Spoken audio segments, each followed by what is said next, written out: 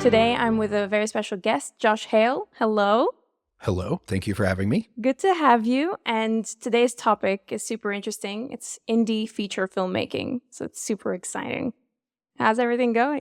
Things are well. Yeah, I can't complain. I just got back from the U.S. and now just riding the wave of the old Christmas, New Year's sort of time off, settle down, relax a little bit. It's been great. Oh, totally. I totally needed a bit of a holiday. So now fresh back into the gate, it's good. So tell us a little bit about yourself. So where did it all start for you? I started in the skateboard industry as a photographer. That's where I kind of got the creative juices flowing. And eventually that turned into shooting videos for skateboarding. And I was shooting photos for the magazines and stuff like that back when there were magazines. And then eventually it kind of grew into like narrative storytelling. It's awesome. And did it start with short films for you? Or did you jump straight into a feature? I originally tried to jump into a feature because I was kind of naive and ambitious. And I read Rebel Without a Crew, that Robert Rodriguez book. And I thought, well, yeah. I mean, El Mariachi. Yeah, if he can do it, I can do it. And then I was so wrong. Found out really quickly that how special he is and how remarkably average at the time I was, and failed really badly trying to make a feature film. And then from there, I went and got some classical training. Then it kind of started to go my way once I kind of knew what the heck I was doing. Classical training as in like director school? Yeah, I went to film school. I went to the New York Film Academy. Yep. Yeah, and just did an advanced diploma in filmmaking. That's awesome. And then now it's come full circle. You're a teacher there as well. Yeah, within a decade I was back there, and now I'm lecturing filmmaking. It's kind of very, very crazy journey this has been. Yeah, that's wild. So tell us about the first feature that you made and sort of how the story came about. Did you write it and the process of getting it made? Yeah, so I wrote it. I was very fortunate. I was actually doing my advanced diploma, and the New York Film Academy gave me an option to actually make a feature if it would get greenlit. Like it had to be you had to do it on a certain amount of days. Like if it was possible, they didn't want you to go out there and just kind of fail. So yeah, I sort of was the ambitious, one of the ambitious ones in the class that sort of tackled that. And I did it as a student, my first feature, which helped because I used a lot of the gear from the academy, and then I had mentors there, and I had a crew that was kind of included. So it was on paper the best way to get a feature going. Quickest way. Yeah. Yeah, that's awesome. It's always good to use the gear that you have access to when you can. Was it always in your mind to make the feature, or was the assignment to say make a short film and then you just sort of extended it from there? Yeah, it was you had the option to make like a 15-minute polished short film or the feature option, and nobody had ever taken the feature option, and my goal was always to make features, not shorts. So yeah, I definitely went for it, and I had some great mentors, some great writing teachers. I was working with Duncan Kennedy. I don't know if you know him, but he's a brilliant writer located on the Sunshine Coast. But he wrote the movie Deep Blue Sea. I don't know if you remember that movie, the shark movie from the 90s. So I was able to work with Duncan, and Tony Kavanagh's mentored me for a long time, a writer, producer, very legendary in the Australian scene, still mentors me to this day. So I had these legends kind of take me under their wings and help me make sense of this. And then we shot the film in 18 days on a $5,000 budget. And yeah, we used 2 Red Scarlets to shoot it. It was a mockumentary about esports. It was very silly. But yeah, it ended up, that was the point that changed in my career was from that. That movie it got accepted in the Gold Coast Film Festival. Yeah. And then it got nominated for Australian Independent Film of the Year, which it did not win. And then it went to the US, and we won the Diamond Award at the New York Indie Film Fest. Then we won Best Comedy in San Francisco. And then, investors sort of started asking those questions, like, how'd you make this movie? How much money did it cost? And all those business questions were very low, and it sort of made people interested. That's insane. How did you go about sort of first getting the film out there? Was it on Film Freeway, or did you have networks that you tapped into? Because it's something that filmmakers always wonder, like what happens when the film is made? Yeah, so I did Film Freeway for the festival run. I just planned, like, we were coming in sort of unknown, and I just entered a bunch of festivals, and Gold Coast obviously was one. it acted as a cast and crew screening for us, which that one was good. And they were so nice to me and kind, and they liked that it was made on the Gold Coast, obviously. And they really enjoyed it. And they said, yeah, we would love to have it in this. So we did our world premiere with them. And then through Film Freeway, I kept, I guess for indie filmmakers out there, that you want to just make that Film Freeway interesting. You want to make sure that, you know, you write a bio, a good cover letter, you've got some photos there. You make your electronic press kit, your EPK, make sure it's nice and tight and tidy and fun. And it makes it a little more enticing. Like a lot of people think you put the movie out and then that does all the talking, which it does, but the rest of the package counts too. You know, so making sure you got great cover letter and customize your cover letter for every festival you're going into and sort of let it grow and expand from there. Did you do a lot of research on the film festivals to see what sort of films they had in the past? Yeah, absolutely. That was crucial, just to know where, you know, every festival is going to cost you money to enter. So you want to make sure that you absolutely do your research. This was a comedy film mockumentary, so I looked for things that were like more partial to comedies rather than dramas.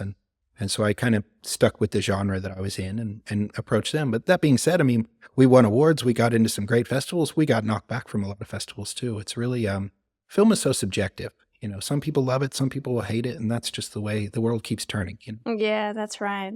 Yeah. Did it faze you that you got the rejection letters? I mean, I know you're not supposed to take it personally, but how did that feel for you?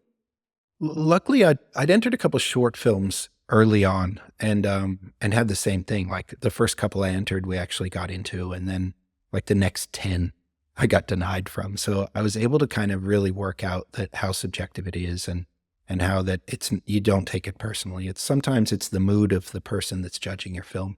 Yeah, they're just not in a they good could be in a mood. bad mood, I read somewhere that like maybe the lead actor looks like their ex or something. You know, so there could be so many reasons for why your movie doesn't get in. Correct. So many variables. And I know it's, as artists or creatives, we tend to take things personal, but I think you just have to, if you just go out there and do what you can and make your best flick, then the next one you make it better. You know, and that's kind of the game. I have this kind of thing that helps me, which I think of when I'm writing, the film is mine. The second we go into production, it's ours because it's a collaborative effort. The second it gets released, it's theirs. It's not mine anymore. So however it's perceived, taken, critiqued, whatever, it's out of my control. So from that point, I just go back and make another movie mine and then just try and make a better flick than I did last time. 100%. Yeah. I love that. I've never heard that before. I think that's a really great way to do it. How do you go about choosing what sort of films you make? Because I'm sure you, like everyone else, you probably have 1,000 ideas. So what do you choose to make?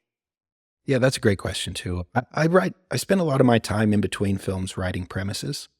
So I'll just come up with an idea and just kind of flesh it out a little. Like I don't write the screenplay. I just kind of, well, does this work as a story? And then I just kind of go through those when it's time. And I find the one I love. And then I expand. So, and when I say find the one I love, it's like, you have to love it enough to indie filmmaking with no budgets and no studio backing, no direct distribution line. You're going to be with this film for a minimum of 2 years. So you better love what you're making because it's going to be the thorn in your side until it gets put out to the world. So I kind of like let it choose me, if that makes sense. I write a bunch of different stuff. And then the one that I'm like, I really like this idea. It's got legs. I can see myself spending time on it. It's worth it. And then we go and totally focus on that. Does it often come with sort of like the whatever is getting funding at the time? You know, because there are trends as well when it comes to film making and films and just what audiences want to see. Do you think about those a lot? I try not to, but investors do. The business side of it is absolutely revolves around that. And I mean, I'm more stay on the creative side, but I do know that it is a business. So yeah, absolutely. Like I know that for my horror film that we had release earlier this year, that's been doing really well. But because a little film called Talk to Me came out, which is a huge hit, and also was like an independent Australian horror film. Yeah, from Adelaide. Yeah, which is fantastic. The Raka Raka guys absolutely made a terrific, tremendous film, and that helps us. Like it helps the little guy because people are like, "Ooh, Australian indie horror is cool," and then they Google, and what do? They get My little film, and and so they'll watch it just based on how good that other film was. So definitely with the trends, but I try not to make a film for that, because if it's already a trend, you're usually a step behind. Yeah, especially because it takes so long from when you've made the film to when it comes out. Yeah. So I think the best advice there is to always go with what's important to you. And then you'll either get lucky with a trend or not. I always think of the movie Rounders. I don't know if you remember that movie Rounders in 1997. It's like it's a film about poker, and it's got Matt Damon fresh out of Good Will Hunting and Edward Norton kind of before he really popped off as like this huge actor. And that movie did okay, mediocre, went through like Miramax. It was one of those little indies that they gave, and it didn't do much. And then all of a sudden by 2002, poker is on ESPN and it's one of the biggest things. And that becomes the poker movie Bible. And I think about that because all these guys did was they just love poker and they just put their heart on the page and they made this cool movie. Yeah. And then eventually it found its audience. And I think that's better than Target somehow. Yeah, I totally agree. That's wild. And so you mentioned the business of film. I think that's something that a lot of people tend to ignore, and they sort of just think about the creative side. And I've seen that firsthand, and I've also sort of seen if you have business considerations, you usually tend to do better in the industry. So when did that sort of click for you? I guess after the first film that I made, I started talking to people that were interested in financing films and pushing us forward into a little like, oh, if you did that first film for $5,000, what can you do with more? Like that sort of thing. And but it's absolutely not quite as fun. I mean, as a creative, which most filmmakers are. And that's why I think the business side does get neglected, just because they're not ready for that. They're still learning the craft of writing and directing and producing and editing. Usually you're wearing so many hats in indie film. And then, all of a sudden this business side comes along and you're like, whoa, wait. I was told there was no math and a thing. And then, but it's like, it's a game. I always use the term show business, right? And just as there's 4 letters in show and more letters in business, that's about the split of what the industry is. It's a little bit of show and a lot of business. Yeah. And unfortunately, that's the way it is. So you got to pay attention to it. It is tough. I mean, there are so many considerations that come into the whole shebang, and especially in filmmaking. I mean, even though the creative side is important, and I think the talent's important, I always sort of think that it's the hustlers that get ahead because they have understanding of the business side of things. So with you, it's a prime example. You went from a $5,000 feature to getting interest in finance for your other ones. So I'd love to now touch on that transition, because I think a lot of filmmakers would be in that same position.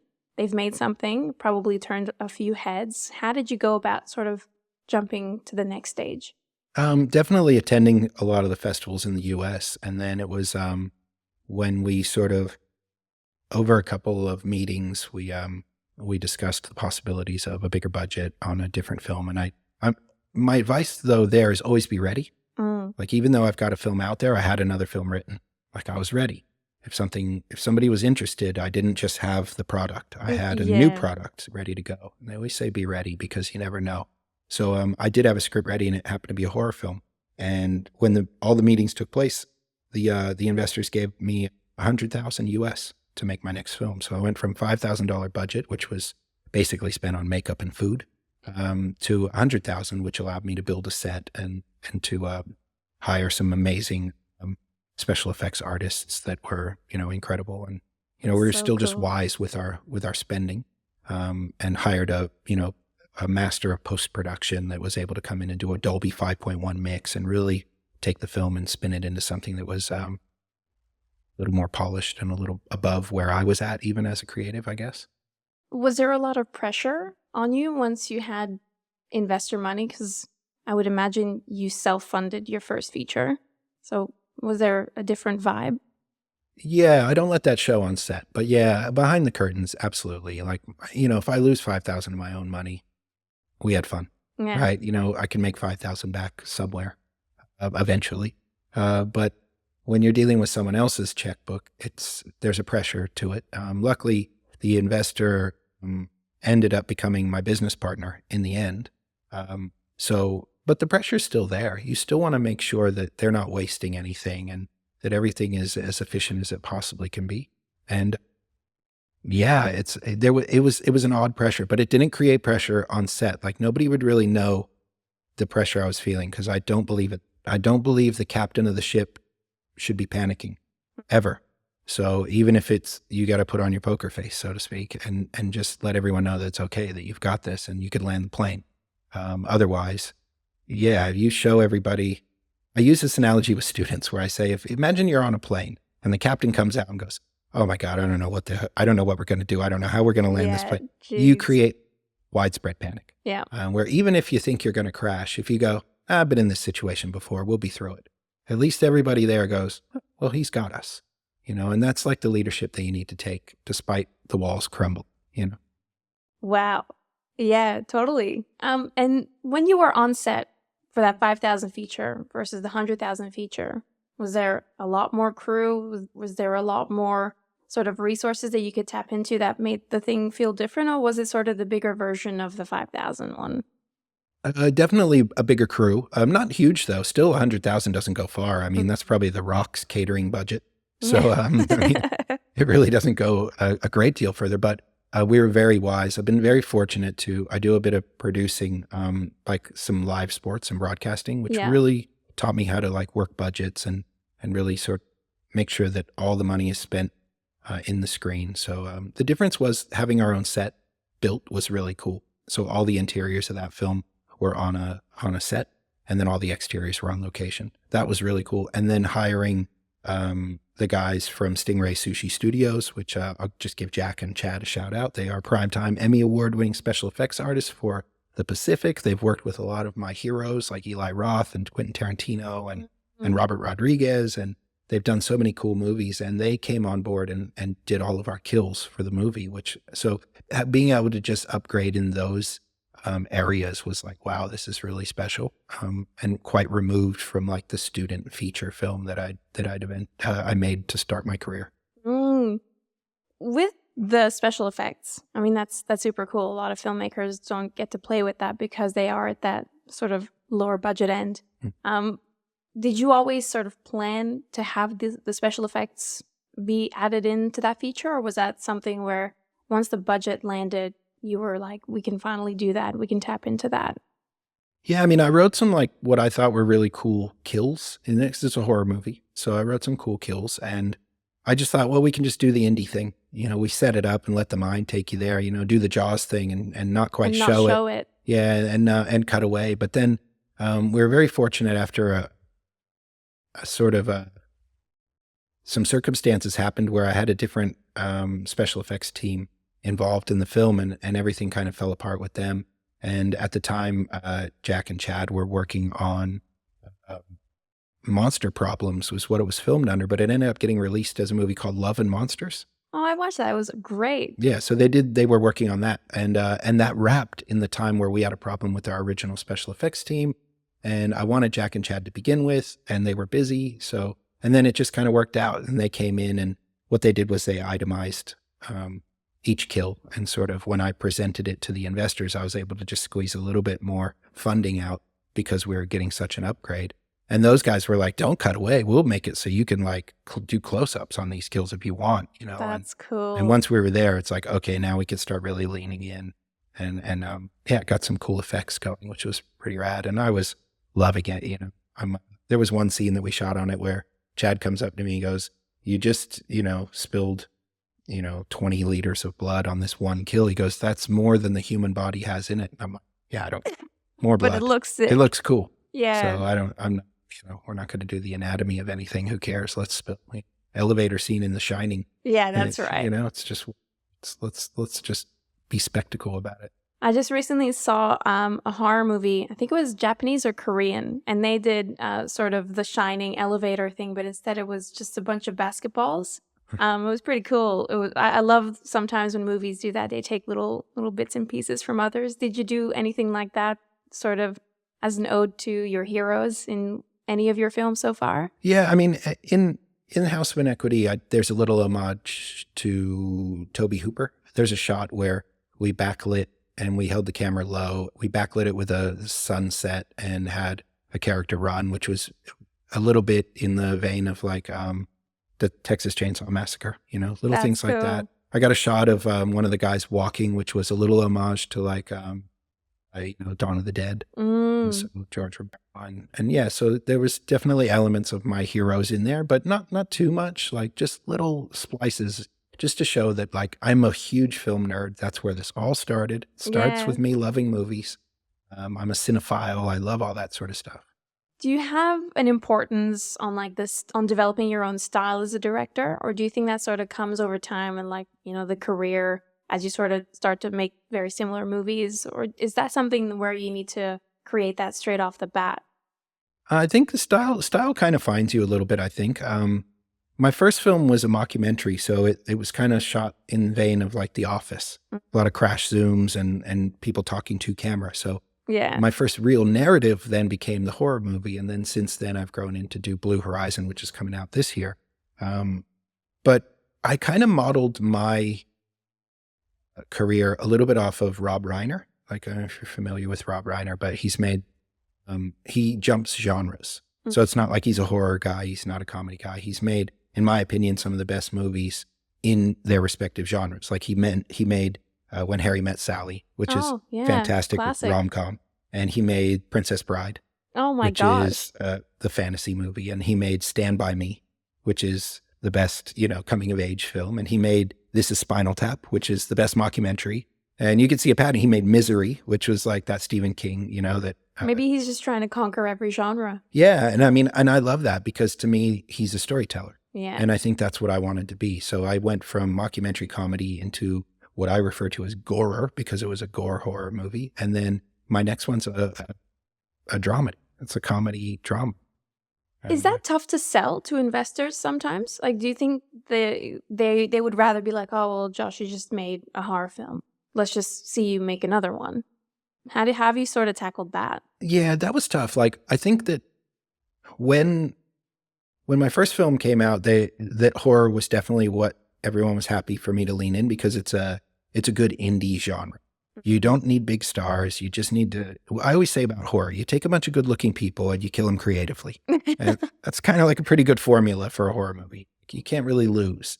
And then that was doing so well in the festivals that I was able to get green lit to make my next film just based on the success that was having. I think we had like 28 official selections and we'd won like 14 awards in horror festivals. And we got into a Chicago International Horror, which is like a top 5 horror film festival. And we have sales agents calling. And once we sign with a sales agent, now we have distribution companies interested. And as that sort of ball was really snowballing, that was really the time to pounce and go, hey, I've got this really cool script that I'm quite passionate about. We can do it pretty cheap. It's a dramedy. It's slipping away from horror. But I found that my next one we are going back to horror because of the financial decision, the business side of things. It's more of it's very stable. And my dramedy is unknown because it hasn't been released yet. We don't know what it's going to do. It could go and do really cool things, or people might just think it's weird and it might just be this little indie cult movie. We just don't know. So they wanted to go with something. They're like, look, we know what you can do with horror. So let's do another horror. And then if that's going well, then we'll let you do another drama. What is your plan now with the dramedy when it comes to distribution? So you got finance for that one. So was there like a distribution attached to that already, or are you starting from scratch? Like it's starting from scratch again. Same old formula for me. I'm sure my sales agent that we signed with is very interested to see it. He's actually said that he's very interested. And yeah, he's with, he's a great guy. The movie agency, it's Phil. He's a really good guy, helps a lot of indie people out. And he got us great distribution for my horror film. I'll definitely show it to him and see what happens. But I'm just going to put it in festivals. We're going to aim for like some of the top 10 festivals, try and break through the doors of one of those. If not, we go down a tier and go to some of the next level and just see where we get accepted. I think it's a little festival darling, this one. So I see it doing quite well. I think it's definitely been well made, well acted. The performances are great. We have some fantastic performers. I'm really stoked on the story. And we have, some little, like we have actors in there that maybe are unsuspecting. Like we have, I'm friends with the musician Pete Murray. I'm not sure if you're familiar with Pete. Yeah. And he's probably the 4th lead in the film. So he comes in and that's cool. Yeah, got a really like cool acting sort of and he's really good. And our leads are amazing. Dave Cook anchored it, who's a local actor in Brisbane and Gold Coast. And I know Dave. you He's know a good Dave friend well? of mine. Okay, Yeah. good. Yes, he anchored us, which was great. He was the lead, and then Damian McCoy made his feature film debut, he's one of the most inspirational people I've ever met. He lives his life with cerebral palsy, and he's an actor. And we had a character with cerebral palsy, and he came in and just absolutely blew everyone's minds. And watching him grow over the 3-month shoot was tremendous. And he just is, and he's playing a character that is nothing like himself. Oh, wow. So it was really fun. And then, of course, Chantal Elise was our female lead, and she's fantastic. Gold Coast born, lives in Sydney now, and she is absolutely a show stealer. She smashed it. So I was really, really blessed. Everyone in the cast, down from people who just came in and did one line for us to people who played day players, bit parts. I was really fortunate with the people that were willing to work with me on this. That's amazing. What was the hardest part about making that film, do you think? It was tough. That one was really tough. It was kind of out of COVID. We shot it when did we shoot? Was it 22? Yeah, 2022. So it was out of COVID, but it was still a thing. We got our set shut down by COVID. Actors would get it. Crew members were getting it. Eventually I got it, and then we finally had to shut down for 7 days until I got over that. That was tough. As you and I'm sure everyone's aware that indie filmmaking is tough. Filmmaking in general is tough. I know that even the big movies, big budget movies, Thor Ragnarok shoots here on a huge $200 million budget, and then they shoot for 6 months, and then they go back to LA and do 6 weeks of reshoots. So I mean, there's problems in every film, let alone the low budget stuff. So we had our problems, our fair share. My AD and myself, Dom Polito, who was fantastic AD. Him and I just became unofficial firemen for this shoot, and we just kept putting out fires the whole time. We just kept solving problems, and that's what it is. It's problem solving. And we shot a movie called Blue Horizon in May, and May normally has the high blue sky, winter sort of vibe, not too hot for the crew. Yeah. And we shot in the wettest May that it's been since they started taking records. Oh my gosh. Yes. Gray sky in a movie called Blue Horizon doesn't work. So we really had to pivot and move. And I think Dom came with a stat that said in a 35-day shoot, we changed the schedule 37 times. So that's a lot. 2 days. Especially when you have a big crew to try and manage all that. And locations. And it wasn't without its problems, but the content we were shooting, we had a fantastic DOP, Nathan German, award-winning cinematographer. So we really built a team that was like behind us, and then of course we had Vic Casper, like overlooking the sound department, and he's right now currently doing our music and sound mix. And he's a legend of the industry as well. Like, just very, very fortunate with the people that have allowed me to kind of pick their brains and become involved in our little indie project. Yeah. That's amazing. So you mentioned earlier about sort of the festival darling, and the movie being that. It sounds really, really amazing. But for those sort of like the filmmakers out there that want to get into festivals, what do you think that means? Like the festival darling? A festival darling, I think, from my experience in festivals, I think that they look for things that are interesting and not too much, like little sweet dramas that have happy endings and have feel-good moments, and something that also has something to say.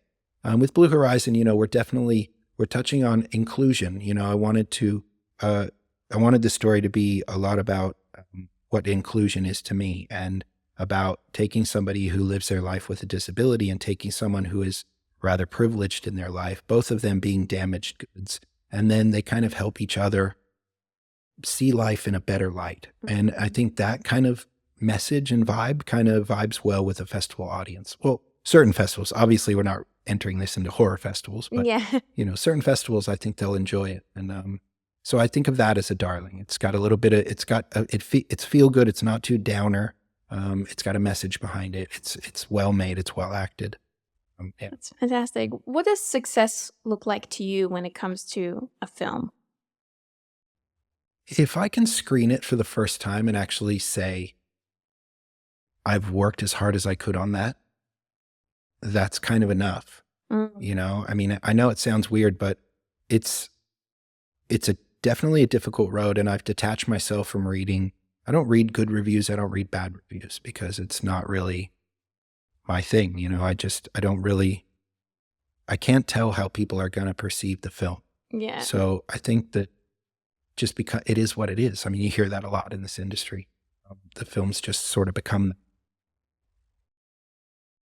yeah. So it's definitely, they become their own thing, I guess. And all I can do is think, if I did my best, great. Give me 3 months and I will learn from every shortcoming. I'm my harshest critic always.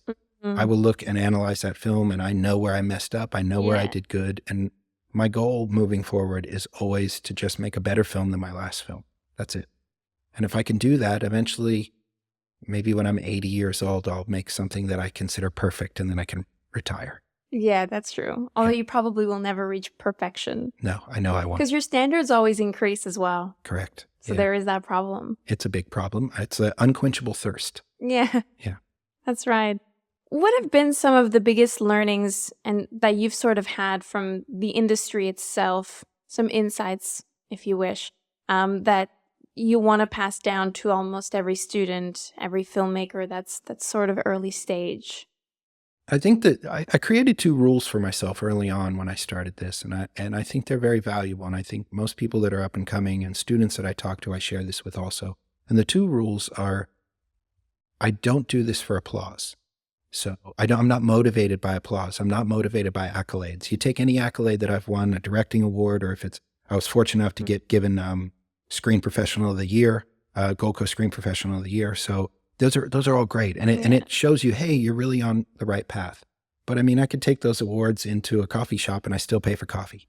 That's right. They're not worth anything. They're just worth the feeling that you're on the right track. So you don't do it for accolades. Don't do it for the applause. Because when the applause or the accolades aren't there, and oftentimes in the beginning they're not, you lose motivation. So motivate yourself by just wanting to do it for other reasons. And the other is I don't make my decisions financially. I don't do it for money. I'll take money. I'm not an idiot, but I'm not motivated by it. I'm motivated by the craft. That way, if there's no money, I don't lose motivation. So the key is to keep motivated, because even when you don't think people are paying attention, eventually they will. You've just got to kind of put your head down and keep going to work. And despite nobody paying attention, I mean, my first film, nobody wanted to help me on this thing. You know, I mean, I had to call my closest friends in to just give me a hand. Yeah. Now I don't have too much problems. I've had people laugh in my face when I asked for help. And then the same person asked me for a job on my next film. So things have a way of coming back around. For the record, I did not laugh in that person's face. Yeah. You got to be the bigger person. I have more class than that. If I laugh in their face, I become them. I'll always be. And I didn't laugh. I just said, we've got a full crew, but thank you for applying. But I think it's important that you align yourself with your goals and your dreams and just push towards those. And I think that's what a lot of people get sort of twisted when they join the industry, is they think that it's, big money and it's red carpets and champagne and it's applause and people admiring you and things like this. But these are all byproducts. It's a byproduct of you working hard and doing well at what you're doing, and they're not the thing. So I think if you just kind of put your head down, don't pay attention, eventually you get surprised. When I won Screen Professional of the Year, I had no idea I was even nominated. So it was a surprise to me. I didn't even know that Screen Queensland or they were even looking. I just thought it was this indie guy that was kind of falling under the radar. Yeah. And then all of a sudden you get acknowledged, So it's, I think it's important to just put your head down and go to work. If it's meant for you, you let the universe and I believe in it. Sounds hokey, but I'm not going to start burning incense, I promise. But I think that it's important. I mean, we wouldn't mind. It's okay. Have things changed for you since the accolades and the awards and all those, the great festival runs? Like, has that changed the direction of your career at all? I mean, in a positive way. I guess it gets me taken a little more serious when I can say that I have a film out there. My first film, as successful as it was in the few festivals that we kind of won awards at, still didn't lock distribution. Now that I've got something out there, people take you a little more serious. They can kind of look you up, But as far as like me as a person, I'm the same person that I was before I ever made a film. I very much, I I haven't lived the easiest life. I've very much came up the hard way. And I just lead with kindness, death before discourtesy. I'm very happy. Anybody who, you know, who cares anything about that I'm doing, I appreciate, I respect, and I'm not scared to tell them. Like anybody on social media, I'm always commenting and thanking people. And it's just my nature to be, I'm humble in my pursuit. And I'm very thankful for every opportunity I get. And because I've had the other side, I've had where no one cared. I've had where I was suffering for my passion, you know, so I'll never forget that. I just try and, not really change who I am, but I'm a little smarter as a businessman, like having gone through it. Like I've grown there, but I know how to be ruthless and win, but it doesn't change me on set. I'm still a actor's director. I believe in collaboration. As a director, I believe I'm just the conductor of an orchestra, you know, and I'm only as good as my percussion, my strings, as the people that are on my team, you know. That's right. We work together to make beautiful music, and that's what it is. I love that. And something I read in your sort of New Year's wrap up as well is that you had a big health transformation as well. I have. Yeah. So tell us a little bit about that and how that's maybe impacted your creative career. Yeah, definitely.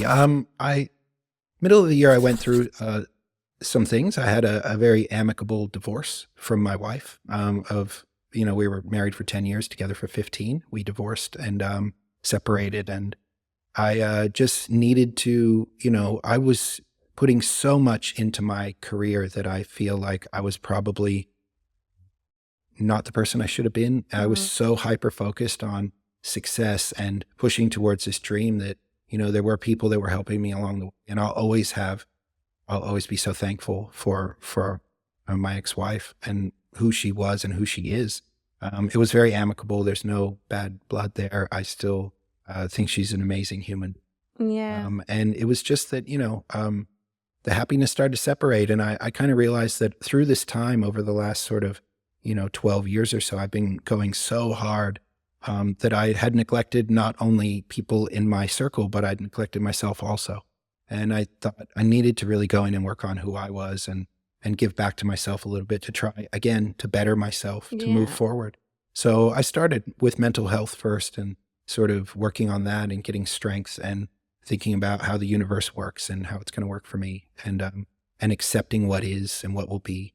And then I wanted physical health as well. So I started my weight loss journey and a health journey, eating clean and things like this. And it absolutely transformed my mindset and my health 100%. I feel like a new version of like it's almost like I just repainted my car.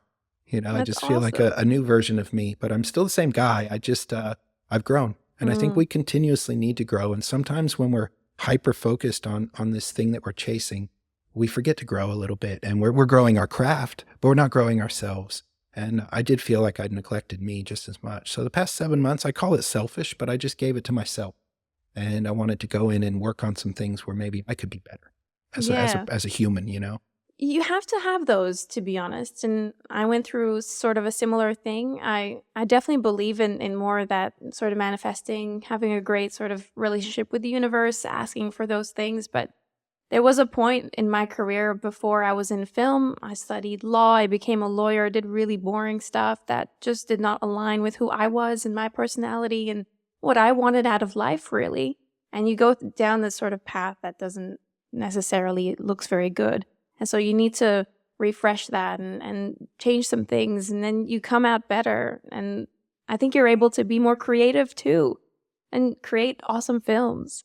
And so with that, you've got 550 Studios. Is that your own production company? Is that what you do everything through? That's a company that myself and my business partner, best mate, brother, Nice. Robert Sadeghi, he's been a huge backer of mine for the longest time, and he's the best dude ever. And that's our company that we share, that we started up during House of Inequity, and we've been trying to put movies out on that label. And we backed a film called The Lost One, which I produced, which was directed by Damien Hussey, who also just directed Girls' Night Out, which came out last year. Oh, I love that movie. Yeah, so yeah, I mean, it's all that we're trying to help people in the industry as well. So it's not just about like what I'm doing. We're trying it's others too. Yeah, we're trying to kickstart something special. There's something special here in Southeast Queensland, and we just want to be part of that, and we want to grow it. And it's cool that these international productions come in, but there's such rich storytelling within